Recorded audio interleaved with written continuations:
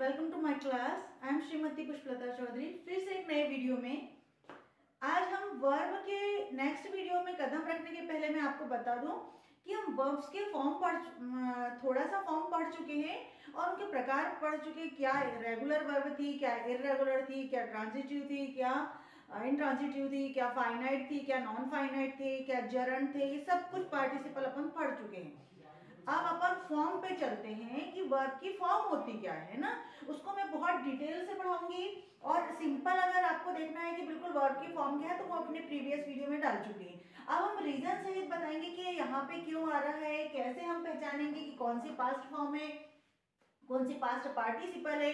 तो इसको हम जानते हुए थोड़ा लेंथी जरूर होगा, लेकिन हम इसको बारी बारी से समझेंगे तो एग्जाम पॉइंट ऑफ व्यू से भी आपके बहुत अच्छा रहेगा और आप उसको समझ पाओगे और हमेशा हमेशा के लिए आपके दिमाग में ये बात रह जाएगी। तो आई होप गाइस आप इसको एंड तक देखेंगे और डेफिनेटली ये आपके लिए फ्रूटफुल होगा। चलो तो स्टार्ट करते हैं। पहले तो देख लेते हैं कि वर्ब की फॉर्म का जरूरत क्या पड़ी। देखो हम कभी हिंदी में कहते हैं, अगर हम हिंदी साइडर तो बोलते हैं कि मैं अभी करती हूँ कोई काम, मैंने कोई काम किया और मैं कोई काम करूंगी, ठीक है ना। ये तीन तो अपनी नॉर्मली भाषा में बात आते हैं। पर ये होता है कि वो करता है, वो मतलब एक जो सिंगल लड़का है या कोई सिंगल राम करता है तो वो सिंगल है, वहां पे वो सिंगुलर हो जाता है ना। तो ये भी कुछ करता है। तो इन सबको हम कैसे पहचानेंगे कि ये काम करता है, वो कर रही थी, वो कब कर रही थी, वो रोज किया, उसने कल किया, वो काम कर चुकी है। ये सब जानने के लिए हमें वर्ब की फॉर्म को जानना बहुत जरूरी है। तो सबसे पहले अपन आते हैं वर्ब की। वैसे तो एकदम 3 फॉर्म होती है, बट यहाँ पे मैं 5 फॉर्म के लिए इसलिए बता रही कि आपको आगे भी पढ़ना है कि एग्जाम पॉइंट ऑफ व्यू से, और यदि आपको नॉलेज तो एटलीस्ट होना ही चाहिए कि 5 कहाँ से आई, ठीक है ना। देखो सबसे पहले होती है बेस फॉर्म, जिसको हम फर्स्ट फॉर्म कहते हैं। बेस का मतलब होता है वो बी अलग चीज है, उसको मैं बाद में क्लियर करूंगी। तो उसको बेस फॉर्म बोलते हैं। जो नॉर्मली हम बात करते हैं ना कि फर्स्ट फॉर्म है, फर्स्ट फॉर्म, वो सारी की सारी बेस फॉर्म ही है ना, ये सोच के चले। पास्ट फॉर्म हो जाती है जिसको हमारा भले ही हमने 2 मिनट पहले ही क्यों नहीं काम किया है, तब हम उस पर जो काम करते हैं उसको बोलते हैं पास्ट फॉर्म, ठीक है ना। मैं बहुत सिंपल एग्जांपल से समझाऊंगी। यहाँ पे देखो मैंने बोला है यहाँ पे आई गो, आई गो समझो मैं जाती हूँ, और मैं गई तो आई वेंट लगा दूंगी। मैं विद एग्जांपल यहाँ पे भी समझाती हूँ। तो आप यहाँ पे देख सकते हो कि ही, शी और इट, ये क्या सिंगुलर सब्जेक्ट है, इनके साथ में अपन एस लगाते हैं, ई एस लगाते हैं ना।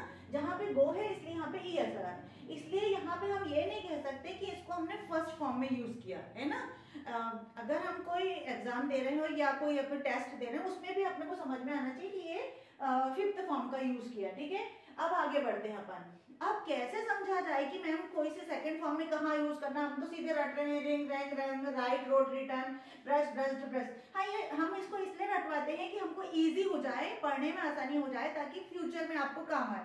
और इसे कहाँ लगाना है और कैसे पुट करना है ये अपने को पता होना चाहिए। इसीलिए तो ये फॉर्म याद करवाई जाती है, इसका एक मीनिंग है। इसीलिए यहाँ पे लिखा है बेस फॉर्म है, पास्ट फॉर्म है, पास्ट पार्टिसिपल फॉर्म है, प्रेजेंट पार्टिसिपल है और प्रेजेंट सिंगुलर है ना, इसलिए लिखा हुआ। अब सपोज यहाँ पे अब हर जगह आपको रेगुलर वर्ब के समान ईडी नहीं लगाना है, कहीं कहीं आपको ईडी लगाना है, कहीं कहीं तो बिल्कुल भी नहीं लगाना है। ये अपने प्रीवियस वीडियो में पढ़ लिया है। तो रिंग, रैंग, रंग और रिंगिंग और रिंग्स, ठीक है ना, तो बेल रिंग वाला है ना, ठीक है। राइट, राइट लिखना, write, wrote, written, writing, brush, brushed, brushed, brushed. अब यहाँ पे देखो थोड़ी सी हमारी कलम फंस जाएगी कि मैम यहाँ पे 2 जगह है, ब्रश्ड ब्रश्ड, कैसे समझेंगे कि क्या पास्ट है और क्या है। अब ये इसीलिए लिखाया जाता है कि आप इसको इजीली समझ लीजिए।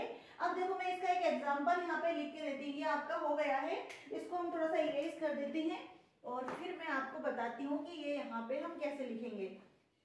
जैसे मैंने बताया है अभी आपको कि प्ले के साथ मैंने एक एग्जांपल लिख के रखा है, आई प्लेड फुटबॉल। यहाँ देखो यहाँ पे भी प्लेड था और यहाँ पे भी प्लेड था। इसको हम कैसे समझेंगे, एक बार मैं आपको पहले ब्रश के साथ बता देते हैं ना। तो आई ब्रश, मैं ब्रश करती हूँ, है ना। आई ब्रश डेली, ऐसा कर लेते हैं उसको, डेली, मैं ब्रश करती हूँ डेली।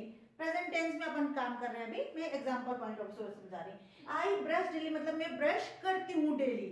लेकिन यदि मैंने कहा कि आई ब्रश्ड यस्टरडे, आई ब्रश्ड यस्टरडे, यस्टरडे, या फिर मैंने बोला कि दिस मॉर्निंग, इस this morning, in this morning, in this morning, it means कि आपने ये काम कर लिया ना। इट मीन्स आपने ये कर लिया है, इसीलिए हमने यहाँ पे क्या बोला, वर्ब की सेकंड फॉर्म लगाई। ये है आपकी वर्ब। मैं ये बता रही थी कि जैसे अगर अपन ने टेकन ले लिया है तो यहाँ पे जो टेकन होता है तो हमको समझ में आना चाहिए कि जब ये वर्ब की थर्ड फॉर्म लगी मतलब ये पक्का काय का होगा, ये सेंटेंस परफेक्ट टेंस का होगा, परफेक्ट टेंस या फिर पेसिव में। अभी जब हम आगे जब वर्ब वाले या टेंस वाले या पेसिव वाले सेंटेंस पढ़ेंगे तो फिर हमें समझ में आएगा कि वहां पे वर्ब की थर्ड फॉर्म का कितना यूज है, इसीलिए इसको अच्छे से याद कराया जाता है ना। तो मैंने आपको यहाँ पे बता दिया कि वर्ब की सेकंड फॉर्म, थर्ड फॉर्म और यूज कैसे है। अब देखो आईएनजी फॉर्म, आईएनजी फॉर्म का भी हम बहुत जगह यूज करते हैं। पहली बात तो हम कंटिन्यूअस में यूज करते हैं, फिर हम यूज करते हैं जहां पे हम उसको एडजेक्टिव के फॉर्म में लेते हैं, फिर एक यूज करते हैं हम कि जरन के फॉर्म में लेते हैं, है ना। तो इसको थोड़ा सा मैं समझाऊंगी, उसके बाद में मैं आपको बताती हूँ कि जरन के फॉर्म में और ये कैसे लेते हैं। तो रिंग, रैंग, रिंग, रंग, रिंगिंग और रिंग्स, ठीक है। यहाँ तक कि अपन इसको क्लियर कर लिया था। अब ब्रश, ब्रश्ड, ब्रश्ड, यहाँ तक कि मुझे लगता है कि आपको ये समझ में आ गया होगा, क्योंकि अगर ईडी ईडी दो बार लग चुका है इट मींस ये नहीं होता है कि वो एक ही है, वो अलग अलग फॉर्म है। तो यहाँ पे अपन ने इसके थ्रू समझा है ना। अब अपन आते हैं ईट। ईट मींस होता है खाना, जो अपन खाते हैं। हालांकि अपन इसकी जगह पे ईट की जगह अपन हैव और टेक भी यूज करते हैं, क्योंकि एकदम से ईट कहना बिल्कुल थोड़ा ठीक नहीं लगता है ना। जब हम सीख रहे हैं तो बहुत अच्छे से सीखे। तो हम कैसे कह सकते हैं इसको, हम अगर हम इसको सेंटेंस में लूं तो मैं कैसे बोलूंगी इसको कि आई हैव लंच, मैं लंच करती हूँ। देखेंगे अब अगर हमको ईट की जगह पे आपको अगर हैव कहना है, जैसे अपन बोलते हैं आई ईट एन एप्पल, मैं एक एप्पल खाती हूँ, ठीक है ना। अब मुझे थोड़ा और अच्छे से बोलना है कि मैं खाना खाती हूँ। आई हैव लंच, मैं लंच लेती हूँ, ठीक है ना, आई हैव लंच। लेकिन यदि किसी ने पूछा हैव यू टेकन लंच, तो आप क्या बोल सकते हो, आई हैड लंच, मैंने लंच किया, मैंने लंच किया। यहाँ पे और अच्छे से कर सकते हो आई हैव हैड, देखो यहाँ पे भी कह सकते हो आई हैव हैड, मैंने ले लिया, मैं ले चुकी हूँ। तो यहाँ पे आपका आ गया वर्ब की फर्स्ट फॉर्म आ गई, यहाँ पे सेकंड फॉर्म आ गई और यहाँ की थर्ड फॉर्म आ गई, ठीक है ना। यहाँ पे ये वाली तो फॉर्म फर्स्ट है, क्यों, क्योंकि यहाँ पे परफेक्ट टेंस है, परफेक्ट टेंस की ये हेल्पिंग वर्ब आ गई यहाँ पे, और यहाँ पे इसकी ये मेन वर्ब हो गई। फिर से ध्यान देंगे, जो अगर हम ईट की जगह पे हैव यूज कर सकते हैं, टेक यूज करते हैं, जो अपन ने अभी कर लिया, लेकिन अगर हम हैव यूज करते हैं तो थोड़ा ज्यादा अच्छा साउंड आता है। तो ये आई हैव लंच मतलब ये मैंने पहली वर्ब की फर्स्ट फॉर्म ली, आई हैड मतलब मैंने ले चुका हूँ। अब ये हैव का क्या होगा, यहाँ पे पास्ट हैड हो गया, फिर ये भी हैड हो गया, ठीक है ना, और ये हैविंग हो गया, यहाँ पे आई एन हैविंग आ जाएगा। जैसे मैंने बोला कि मैं ले रही हूँ, तो मैं वहां पे बोलूंगी I am having lunch, I am having lunch. तो है ना ये बहुत इजी ट्रिक, मतलब साथ साथ में हम सेंटेंस भी सीख लें और साथ साथ में हम अपनी वर्ब की फॉर्म भी सीख लें, ठीक है। आई होप गाइज अगर आप इस मेथड से पढ़ते हो तो कभी भी आप अपनी इंग्लिश को कमजोर नहीं बनाओगे, आपकी इंग्लिश को चार चांद लगा दोगे, है ना। ठीक है, आगे बढ़ जाते हैं अपन। अगर नहीं समझ में आया तो मैं फिर से देख सकती। अब ये ईट्स कहाँ आएगा, तो ये इसकी जगह पे अपन हैज लगाएंगे, ठीक है ना, हैज लगाएंगे, साइमल्टेनियसली साथ में करेंगे। देखो ही हैज लंच, वो लंच लेता है, वो लंच लेता है, वहां पे अलग से हैज लगाने की जरूरत नहीं आपको। Have, had, had, having, has, इन चीजों को अपन यहाँ से ले सकते हैं। टेक टू टेकन का मैं अभी आपको बता चुकी हूँ, I have done this work. Okay, now play, played. अब देखो गाइस यहाँ पे भी आपका ईडी लग रहा है। ये जो रेगुलर वर्ब है, रेगुलर वर्ब की पहचान होती है, मैंने ये पढ़ा चुका है पहले, फिर भी मैं आपको बताती हूँ कि रेगुलर वर्ब की पहचान होती है ईडी जब लगता है, इट मींस वो फिक्स जो फिक्स उसका एक पैटर्न होता, वर्ब का एक फिक्स पैटर्न होता है कि भाई ईडी लगना, अपन बचपन से जो पढ़ते हैं ना, तो हमने वही पढ़ा है। तो वहां पे हमें प्ले के साथ में ईडी लगाना पड़ता है, फिर ईडी लगाना पड़ता है प्लेइंग, और यहाँ पे प्लेज फिफ्थ फॉर्म में, है ना। लेकिन अभी मैं इसको नीचे और बताऊंगी कहाँ वाई आ रहा है, क्या आ रहा है। लेकिन कई बार क्या होता है गाइस कि कुछ इरेगुलर वर्ब होती है जिसमें एक जैसे फॉर्म होते हैं, hit hit hit, cut cut cut, put put put, shut shut shut. अब गाइस आपको ये ध्यान देना पड़ेगा कि इसमें आपको कैसे पहचानोगे? तो इसको पहचानने की एक बहुत अच्छी मेथड मैं आपको फिर बताती हूँ कि अगर आपको यहाँ पे सेंटेंस में लिखने के बाद समझ में आया, सपोज आपका कोई एग्जाम है और आपको वहां पे निकालना है कि ये थर्ड फॉर्म है या फर्स्ट फॉर्म है, तो आपको लगाना है। देखो मैं 3 जगह लिख के बताती हूँ, है ना। मैंने यहाँ पे लिख के बताया I hit the ball, I hit the ball, मैं बॉल को धक्का मारती हूँ, ठीक है ना।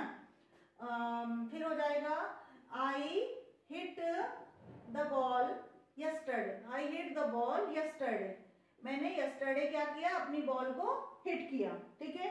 फिर अपन देखेंगे यहाँ पे I have hit the ball, I have hit the ball, मैं बॉल को फेंक चुकी हूँ, धक्का मार चुकी हूँ। हिट का मीन्स ऐसा नहीं कि केवल एक ही धक्का मारना, कभी कभी हम इसको रोकते भी हैं पाँव से, है ना। जब बच्चे जो क्रिकेट वगैरह खेलते हैं तो उनको इसका बहुत अच्छे से नॉलेज हो जाएगा। तो I have hit the ball, तो ये वाले हिट से मतलब समझ में आ रहा है आपको क्या, ये वर्ब की थर्ड फॉर्म है। ये वाले मतलब से क्या समझ में आ रहा है, टू, क्यों, क्योंकि वर्ब की सेकंड फॉर्म क्यों है, क्योंकि यस्टरडे है, इट मींस काम हो चुका, हुआ है ना, हुआ है। तब आपके पास वर्ब की सेकंड फॉर्म लगा है, और यहाँ पे वर्ब की फर्स्ट फॉर्म है क्योंकि ये प्रेजेंट इंडेफिनिट का टेंस है। तो यहाँ पे आपको अपनी जो वर्ब है उसको डिफरेंशिएट करने में आपको प्रॉब्लम नहीं आएगी, ठीक है ना। अब आपको जरूर लगेगा कि मैम हिट तो एक जैसी है, बट हम इसको कैसे पहचानेंगे? तो इस प्रकार से आपको पहचानना कि यहाँ पे तो वर्ब की थर्ड फॉर्म का यूज किया है अपन ने, है ना। अब यहाँ पे आपको प्रॉब्लम नहीं जाएगी, ठीक है। आगे बढ़ जाते हैं अपन। ये वाली तो हो गई, क्राई, क्राइड, क्राइड। अब यहाँ पे थोड़ा सा आएगा, वैसे मैं इसका पूरा डिटेल इसके बाद वाले में बता रही हूँ आगे में, पर अभी आपको यहाँ पे क्लियर करती। देखो यहाँ पे भी आई है, वाई है लास्ट में, और यहाँ पे भी वाई है लास्ट में, प्ले में, ध्यान से देखो जरा। लेकिन ये वाई जो है यहाँ पे आगे ए आया है, वॉवेल आया है यहाँ पे, लेकिन यहाँ पे आपने देखा होगा आर आया, मतलब कॉन्सोनेंट आया। इट मीन्स जहाँ पे वाई के पहले किसी भी वर्ड में लास्ट वाला जो लेटर है यदि वाई है, और उसके पहले वाला मतलब लास्ट सेकंड जो लेटर है वो कॉन्सोनेंट आता है, तो वहां से हमें वाई को रिप्लेस कर देते हैं, और रिप्लेस कर करके आई ईडी लगाते हैं। देखो वाई हटाया, आई ईडी लगाया, वाई हटाया, आई ईडी लगाया, ठीक है। क्राई में भी लगाया, क्राइड, क्राइड कर दिया, कैरी करा, कैरीड, कैरीड, दोनों में कर दिया। लेकिन आप बोलोगे मैडम ये प्ले में भी तो वाई लगा है और एंजॉय में भी वाई लगा है। तो गाइज यहाँ पे ध्यान दो कि यहाँ पे वाई में के आगे आपका क्या है, वो वॉवेल है, और यहाँ पे भी वाई के आगे क्या है, वॉवेल है, ठीक है। तो प्ले, प्लेड, प्लेड, ये एंजॉय, एंजॉयड, एंजॉयड, ठीक है। ये आईएनजी और ये तो आप बना सकते हैं, ये आपका होमवर्क है, क्योंकि ये मैंने इतना आपको करवा के बताती हूँ कि ये फर्स्ट फॉर्म है, ये सेकंड फॉर्म है जिसे पास्ट फॉर्म कहते हैं, थर्ड फॉर्म जिसे पास्ट पार्टिसिपल फॉर्म कहते हैं। इसका एक जगह और अभी यूज करती हूँ, थोड़ा सा वेट करिए। प्रेजेंट पार्टिसिपल है, मतलब आईएनजी है, इट मींस कोई काम आपका चल रहा है, और एक एडजेक्टिव का भी काम करेगा। चलो यहाँ पे भी देखेंगे अपन, ये एक नाउन के समान भी काम करेगा। मैं साथ साथ में पढ़ाते चल रही हूँ, तो आपको बिल्कुल भी प्रॉब्लम नहीं आएगी। आपको जरूरत नहीं है सेंटेंस को बना करके और समझने की, इसमें से समझा देंगे अपन, है ना। अब आते हैं अपन, ये फिफ्थ फॉर्म है ताकि इसमें एस ई एस लगा हुआ है ना, ये वाली के लिए कुछ ज्यादा समस्या नहीं, अपन इंडेफिनेट टेंस में इसको यूज करते हैं इनको। आगे बढ़ जाते हैं अपन, एंजॉय, एंजॉयड, एंजॉयड, इसको एंजॉइंग और एंजॉय कर सकते हैं आप। इसको यहाँ पे इतना जो मैंने ओपन छोड़ रखा है, इसको आपका होमवर्क है कि आपको करना पड़ेगा, और definitely you will do this work, okay. अब आपको देखना पड़ेगा, एक और मैं नई चीज लेके आई हूँ आपके साथ में, एक ड्रिंक यानी होता है पीना। तो जब हम पानी पीते हैं या कुछ कर रहे हैं, चाय लेते हैं, तो चाय के लिए तो अपन कुछ ऐसी चीज लेते हैं, तो हम तो ड्रिंक नहीं कहते, उसको टेक कहते हैं ना, we I am taking tea या आई एम हैविंग टी, इस प्रकार ड्रिंक यानी पीना, है ना। तो ड्रिंक की भी तो सेकंड फॉर्म होगी ना, ये भी तो एक वर्ब है, तो उसकी जो सेकंड फॉर्म होती है ड्रैंक। मैंने बहुत जगह बताया कि सेकंड फॉर्म आपकी बदल जाती है हर जगह, उसको मैं बहुत डिटेल में समझाती हूँ। तो ड्रिंक की जो सेकंड फॉर्म हो जाएगी वो ड्रैंक, ठीक है ना, ड्रैंक, DRANK, ड्रैंक। लेकिन जो थर्ड होती है वो होती है ड्रंक, ड्रंक, फिर से देखेंगे ड्रंक। लेकिन इसकी दो फॉर्म भी होती है, कंफ्यूज नहीं होना वहां पे कि मैम वहां पे तो EN लगा है, गॉटन लगा है, फॉर गॉटन लगा है, क्यों लगा है, तो इसको मैं समझा देती एक बार। देखो ड्रिंक, ड्रैंक, ड्रंक, अब इसकी ड्रंकन भी होती है ना। लेकिन ये जो ड्रंक है ना, जो ड्रंक वाली चीज है वो हो जाता है पीने वाला, है ना, पास्ट पार्टिसिपल फॉर्म। लेकिन ये वाला जो ड्रंकन है ये एक एडजेक्टिव के समान काम करेगा। कैसा काम करेगा इसको थोड़ा सा अपन देख लेते हैं, इसको इरेज कर देते हैं।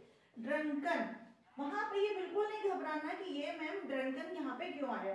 मैं पहले इसको ऊपर से करके लाती हूँ तब आपको मैं समझाऊंगी, है ना।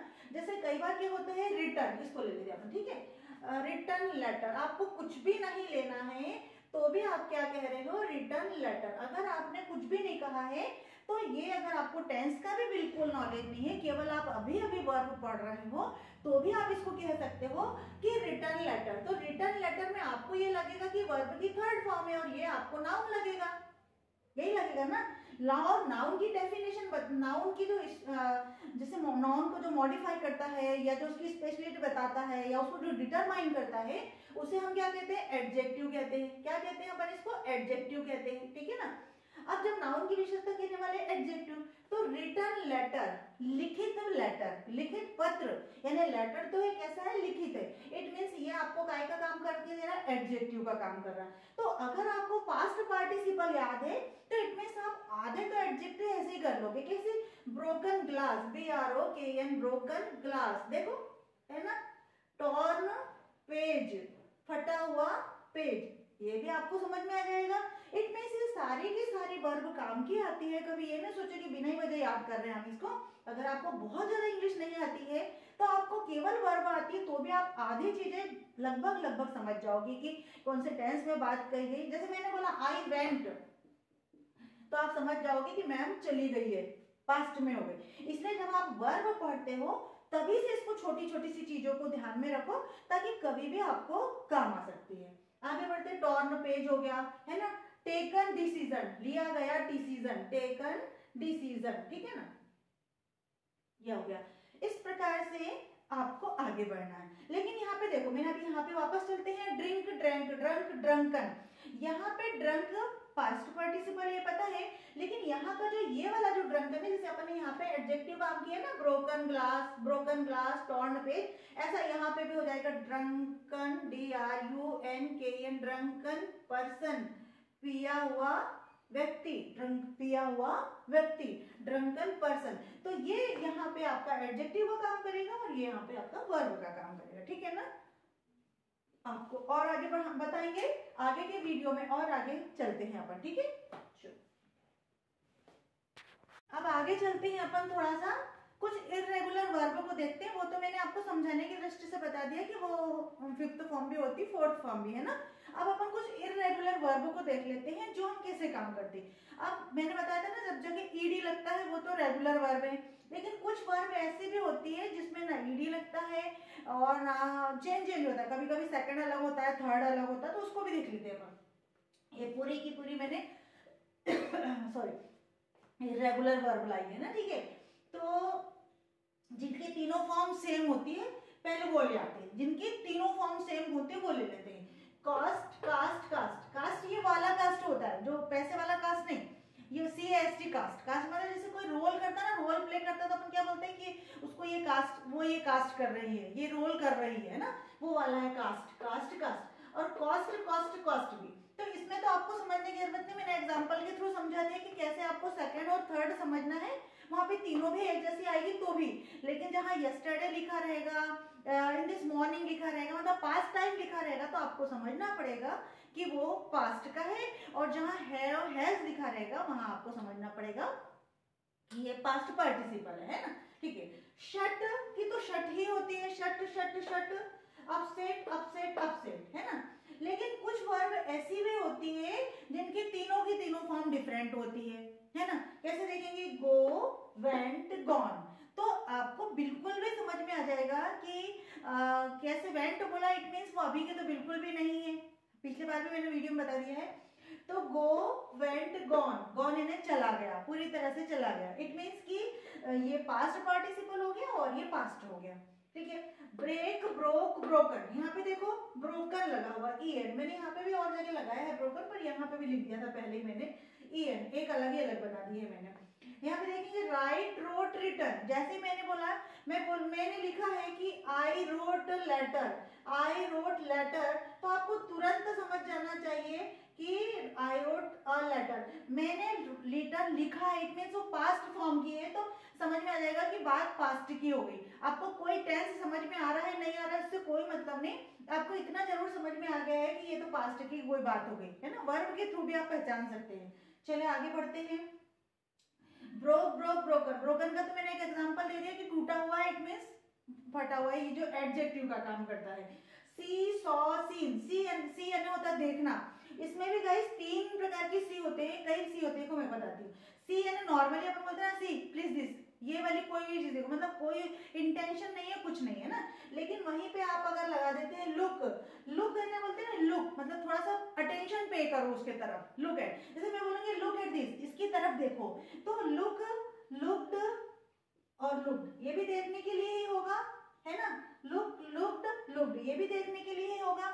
लेकिन साथ में आप वॉच करते हो ना, मूवी वॉच करते हो या मोबाइल वॉच करते हो, तो आप वहां पे देखने का ही काम कर रहे हैं, लेकिन वहां पे अपना आ जाएगा watch, WATCH watch, WATCHED watched, WATCHED watched. देखो कितना अंतर है दोनों देखने में, है ना। ऐसे बोलने में भी अंतर है, अभी अपन लेके आ रहे हैं साथ में, आपको समझ में आ जाएगा ये। अब कुछ वर्ब ऐसे होते हैं जिनके सेकंड और थर्ड फॉर्म सेम होते हैं। ऐसे भी वर्ब लेकर के आई हूं मैं, देखो यहाँ पे शाइन, शोन, शोन, जो प्रकाश करता है ना, प्रकाश होता है जिसका लाइट होता है, शाइन, शोन, शोन चमकाना, ब्राइटनेस हो ना वाला। बाय यानी खरीदना, बाय, बॉट, बॉट। गाइस मैंने कोशिश की है जो आप डेली रूटीन में लेते हैं उन्हीं वर्ब को लाने की। टेल मीन्स कहना, टेल मीन्स कहना यानी बोलना। शी टोल्ड मी, ऐसे बोलते हैं ना, उसने मुझसे कहा। तो जैसे टोल्ड बोला, इट मीन्स टेल का तो यूज बहुत कम करते हैं, टोल्ड का यूज ज्यादा करते हैं। तो उसको क्या बोलेंगे हम कि टेल, टोल्ड, टोल्ड। यहाँ पे भी सेकंड और थर्ड फॉर्म आएगी। इसमें गाइस स्पीक भी होता है, अभी मैंने लाया यहाँ पे, ये स्पीक है। तो वो जब उनको जैसे भाषा के साथ बात करते हैं ना, कि जैसे कोई वो she can speak English, she can speak Hindi, वहां पे बात करते हैं, है ना, उसके लिए हम स्पीक लेके आते हैं। और जब नॉर्मली हम बात करते हैं कि tell, tell, tell me, tell her, उसको बताओ, उसको बोलो, ठीक है ना। और एक होता है से यानी होता है कहना, और से की सेकंड फॉर्म हो जाती है सैड, और ये हो जाती है थर्ड भी सैड, ठीक है ना।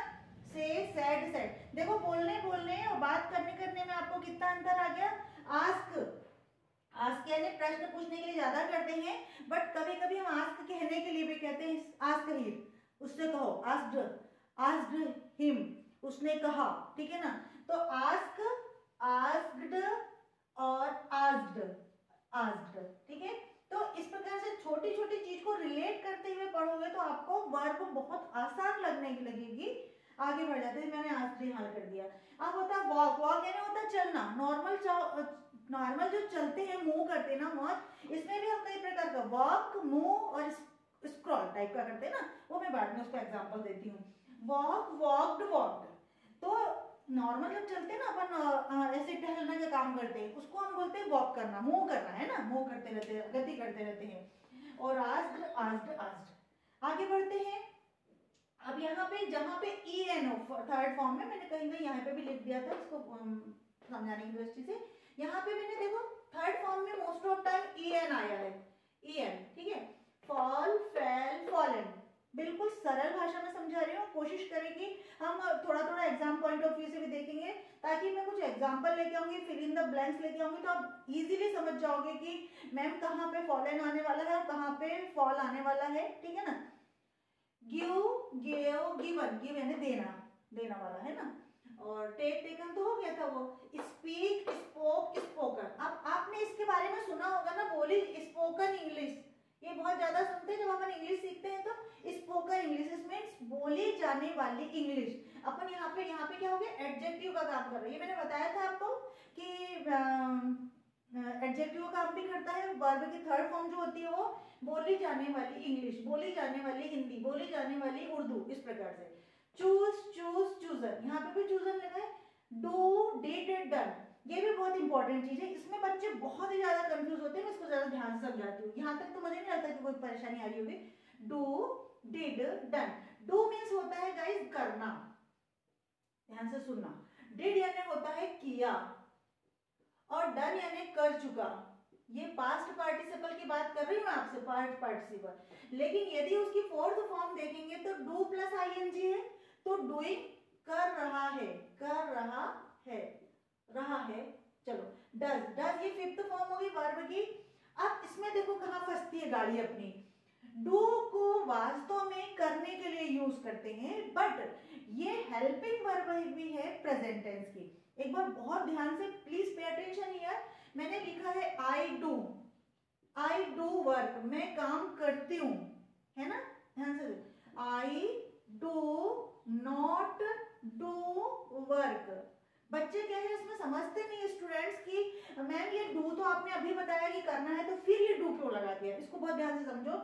आई डू नॉट डू, यहाँ पे दो क्यों आए, क्योंकि मैंने बताया है कि ये मेन वर्ब है, ये जो काम करने की वर्ब है, लेकिन ये प्रेजेंट इंडेफिनिट का टेंस है, इसीलिए यहाँ पे डू क्या कर रहा है, ये ऑक्सिलरी या हेल्पिंग वर्ब का काम कर रहा है ना, हेल्पिंग वर्ब का या ऑक्सिलरी वर्ब का, क्योंकि उसको सपोर्ट कर रहा है वो, किसको, इसको, इसको सपोर्ट कर रहा है, क्योंकि यहाँ पे ये क्या है, मेन वर्ब का काम कर रहा है, करना।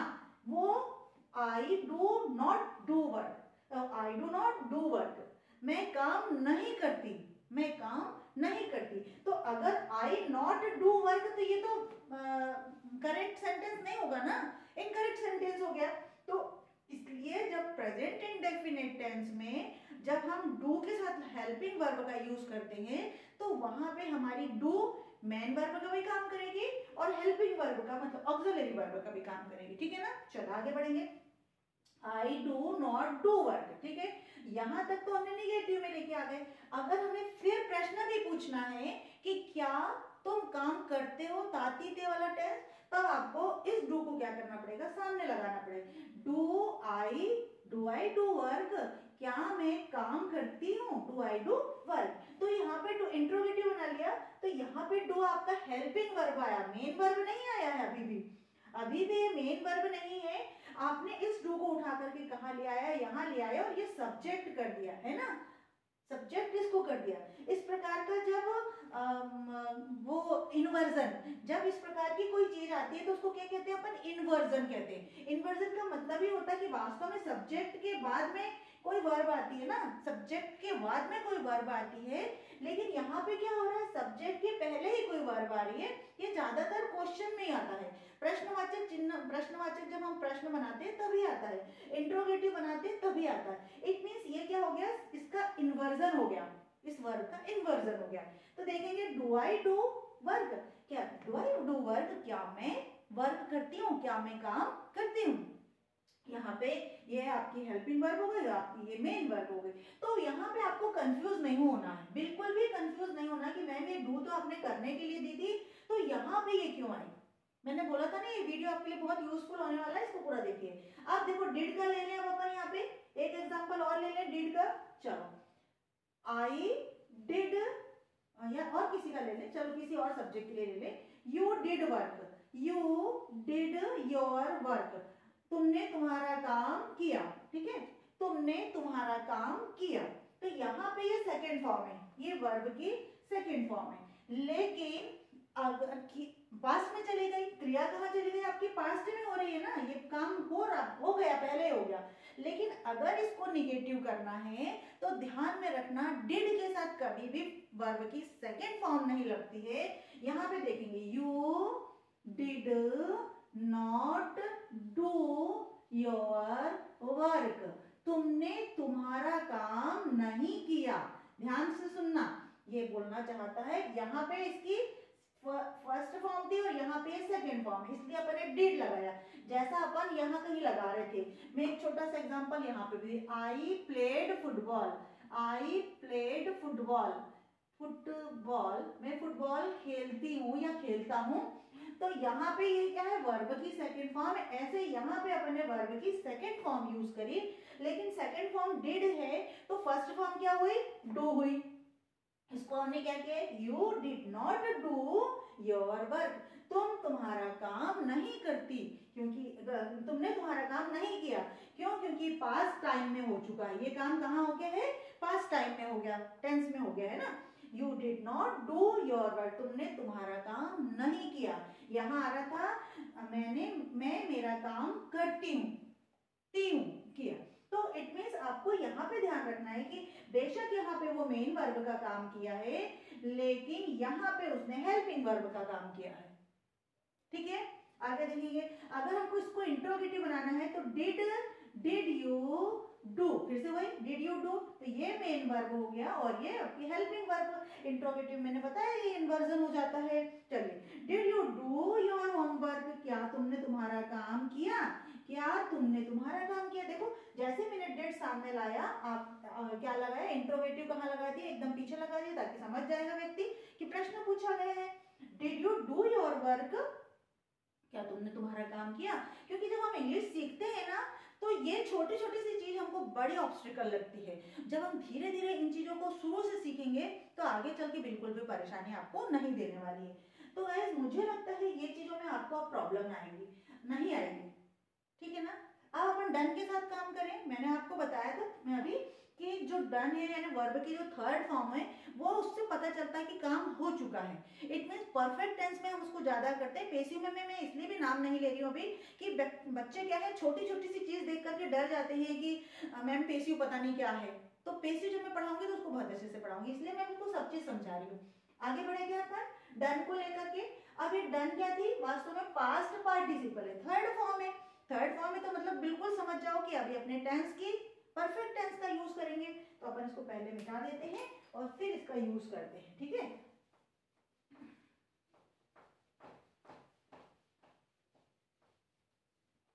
अब देखो I have done my work, I have done my work, मैंने अपना काम कर चुकी हूं, तो यहाँ पे आपकी ये हेल्पिंग वर्ब या ऑक्सिलरी वर्ब हो जाएगी, हेल्पिंग वर्ब हो जाएगी और ये आपकी मेन वर्ब हो जाएगी। तब आपको ये नहीं बोलना कि मैम ये तो डन आ गया है और ये पता नहीं कैसे समझ में आया।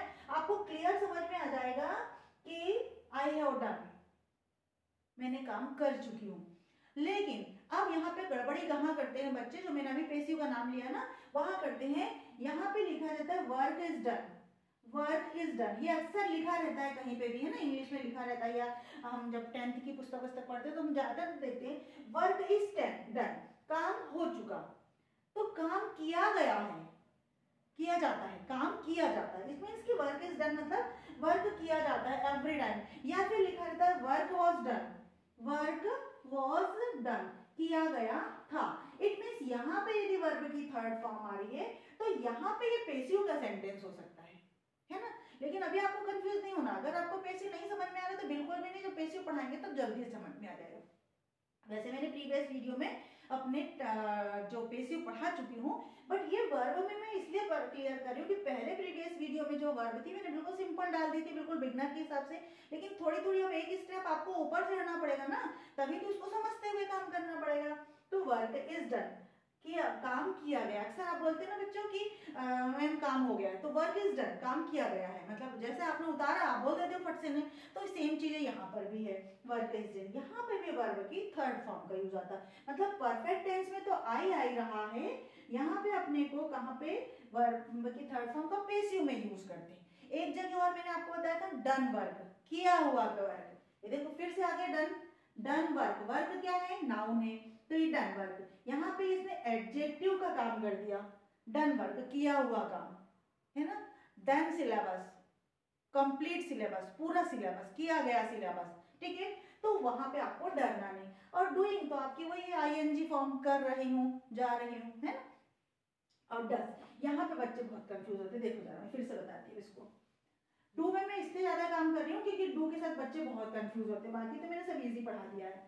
चलिए डस, मैंने आपको बताया था जब इसको पढ़ाते समय कि जो फिफ्थ फॉर्म होती है, वर्ब की जो फिफ्थ फॉर्म होती है वो ES या S लगता है मोस्ट ऑफ टाइम। क्यों? क्योंकि सिंगुलर फॉर्म होती है, इसको बोलते हैं हम सिंगुलर फॉर्म। क्यों सिंगुलर फॉर्म बोलते हैं मैं आपको बताया है ना कि ही, शी और इट, ये जो होते हैं वो सिंगुलर सब्जेक्ट होते हैं, तो इनके साथ हमें सिंगुलर वर्ब भी लगानी पड़ती है। जैसे अपन यू के साथ लगाते हैं do, you do this work, तुम ये काम करते हो। लेकिन अगर आपको बोलना पड़ा ही डज हिज वर्क, वो उसका काम करता है, तो मैंने यहाँ पे डू जो लगाया था, डू का डज हो गया। क्यों? क्योंकि यहाँ पे वर्ब की फिफ्थ फॉर्म है और यहाँ पे ये मेन वर्ब का काम कर रहा है, क्योंकि वो उसका काम करता है, क्योंकि वो उसका काम करता है। तो जैसे अपन ने यहाँ पे डू के लिए काम किया था ऐसा वो डज करता है, ठीक है ना। लेकिन अगर इसका निगेटिव बनाना पड़ता है तो ध्यान रखना पड़ेगा, he does not do his work, मतलब डज नॉट, यहाँ पे जो डज आ गया है, यहाँ पे जो डज आ गया है ये इसका हेल्पिंग वर्ब का काम करता है, और ये जो डू आ गया है ये मेन वर्ब का काम करता है, और ये उसका ऑब्जेक्ट हो गया। क्या करता है, वो उसका काम करता है। तो यहाँ पे गाइस आपको बिल्कुल भी कंफ्यूज नहीं होना कि यहाँ पे ये मेन वर्ब थी और यहाँ पे ये हेल्पिंग वर्ब हो गई। जब अभी वर्ब पढ़ा रहा थी ना, मैं पुरानी वीडियो में मैंने पढ़ाया ना ट्रांजिटिव, ट्रांजिटिव, लिंकिंग और सारे प्रकार के वर्ब, यहाँ पे मैंने बताया था आपको कि हेल्पिंग, लिंकिंग और स्टैटिव क्या थी, तो मैंने पढ़ा चुकी हूँ, आप उसमें वीडियो में देख सकते हैं। तो यहाँ पे इसकी हेल्पिंग वर्ब हो गई, ये मेन वर्ब हो गई। He does not do his work, तो यहाँ पे ये डू आ गया, ये देखो ये वाला, लेकिन ये वाला डज यहाँ पे हेल्पिंग वर्ब का काम करने लगा, इसीलिए ये फिफ्थ फॉर्म का यूज किया जाता है। क्लियर हुआ? फिर से देखिए, अगर हमको इसका निगेटिव करना है तो डज लगा दिया, लेकिन फिर से अगर इंट्रोगेटिव करना है तो डज को हमने क्या कर दिया सामने, क्यों? क्योंकि ये हेल्पिंग वर्ब है। मैंने हमेशा बताया है टेंस पढ़ाते समय कि हेल्पिंग वर्ब को हमेशा सामने लगा दो और लास्ट में क्वेश्चन टैग लगा दो और उसके बाद में सब्जेक्ट लिख दो। Does he do his work, क्या वो उसका काम करता है? आंसर क्या आना चाहिए आपका, यस और no. Does he do his work, क्या वो उसका काम करता है? Does he do his work, क्या वो उसका काम करता है? तो आंसर क्या होगा, यस और नो, यस और नो, है ना। तो इसलिए यहाँ पे देखो ये वाली जो हेल्पिंग, ये तो हेल्पिंग वर्ब थी क्योंकि अपन ने इसको ऐसा लेके आए हैं, और ये वाली यहाँ पे आपकी मेन वर्ब हो गई, तो मीनिंग तो वही करने का मीनिंग आया। अब इसी के साथ एक दूसरा एग्जांपल कुछ का भी लेके आती मैं। देखो मैंने बोला ही प्लेज, और अच्छे से क्लियर हो जाएगा, वो खेलता है, इसमें कोई ऑब्जेक्ट नहीं दे रही हूं अभी, इसको समझ पड़े। ही प्लेज, वो खेलता है, ही के साथ मैंने क्या लगाया, एस लगाया, क्यों?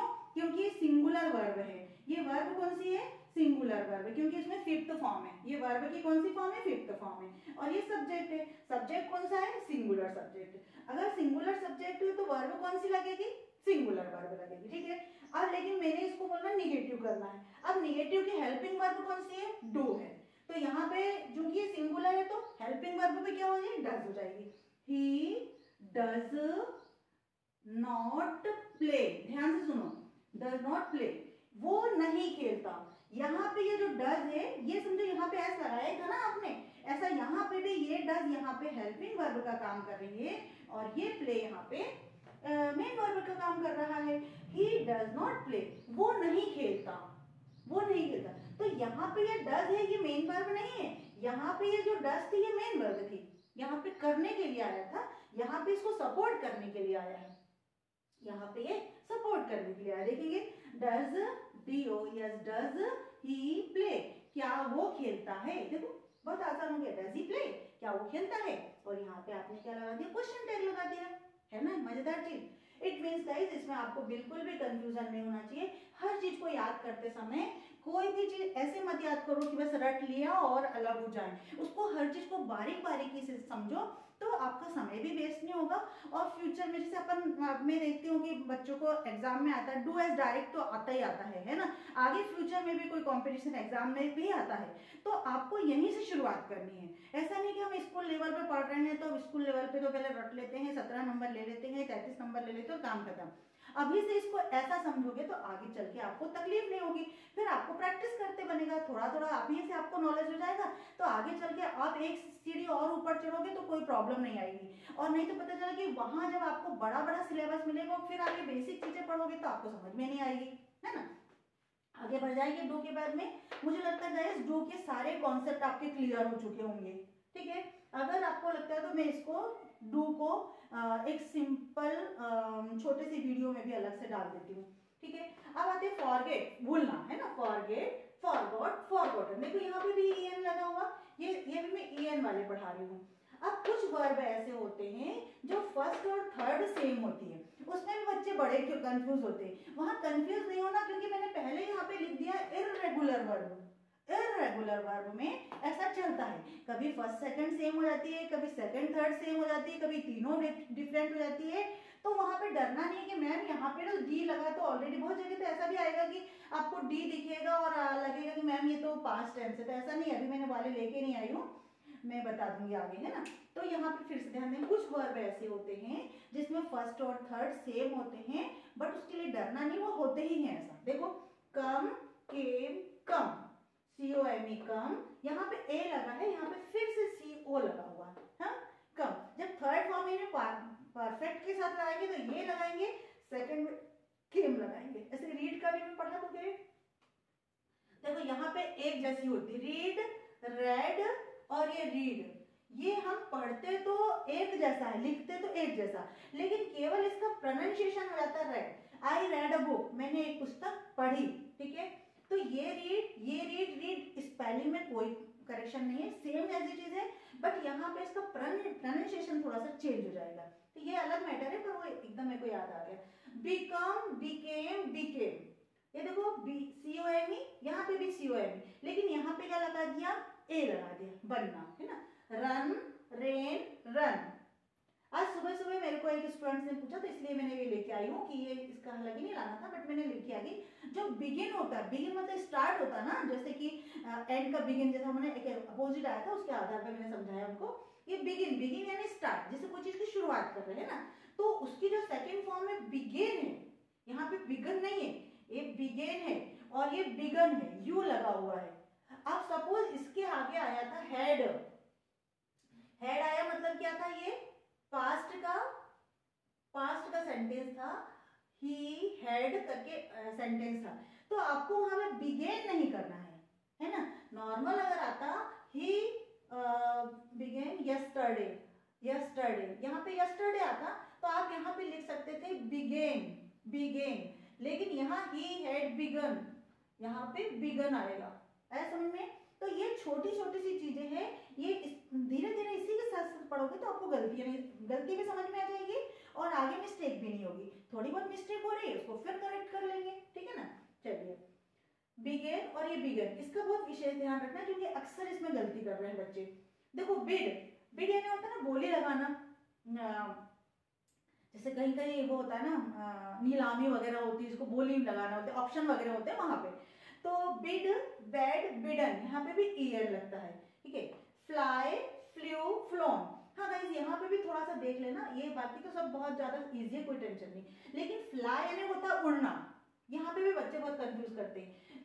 फ्लाई यानी होता है उड़ना, जब पंख से व्यक्ति उड़ता है ना, फ्लाई करता है ना, एरोप्लेन फ्लाई करता है ना, ऊपर उड़ता है, उसको बोलते हैं उड़ना। तो फ्लाई, फ्लू, तो उसकी सेकेंड फॉर्म हो जाएगी फ्लू, है ना, और थर्ड फॉर्म होगी फ्लॉन।